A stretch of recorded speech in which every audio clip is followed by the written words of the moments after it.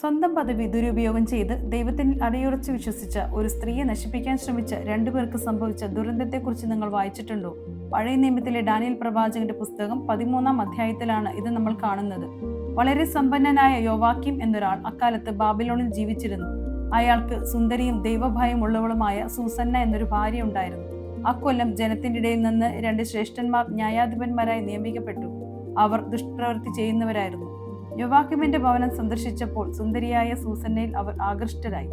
അവൾ തനിച്ച് കുളിക്കാനായി അവളുടെ ഉദ്യാനത്തിൽ പ്രവേശിച്ചപ്പോൾ അവർ 2 പേരും മറഞ്ഞിരുന്നു.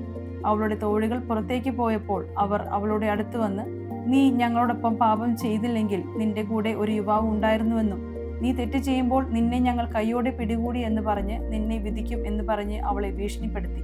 എന്നാൽ ദൈവഭയം ഉണ്ടായിരുന്ന സൂസന്ന അവരെ അനുസരിച്ചില്ല. തൽഫലമായി ഈ ന്യായാധിപന്മാർ ഒച്ചകൂട്ടി ആളെ കൂട്ടി അവളെ തെറ്റുകാരിയായി വിധിച്ചു.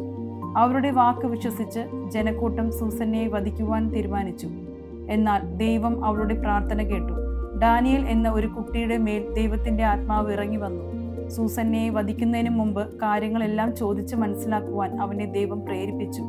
അവന്റെ വിചാരണയിൽ തെറ്റുകൾ ന്യായാധിപന്മാരാണെന്ന് മനസ്സിലാക്കുകയും അവരെ ശിക്ഷയ്ക്ക് വിധേയമാക്കുകയും സൂസന്നയെ രക്ഷിക്കുകയും ചെയ്തു.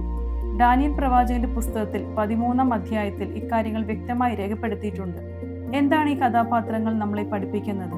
അധികാര സ്ഥാനത്തുള്ളവർ, ഉത്തരവാദിത്വമുള്ളവർ തങ്ങളുടെ സ്വാർത്ഥ താല്പര്യങ്ങൾക്കായി നല്ലവരായ ആളുകളെ ചൂഷണം ചെയ്യുമ്പോൾ അവരുടെ നിലവിളി ദൈവത്തിന്റെ പക്കൽ എത്തുകയും ദൈവകോപം അധികാരം ദുർവിനിയോഗം ചെയ്യുന്ന ആളുകളിൽ പതിക്കുമെന്ന് തന്നെ.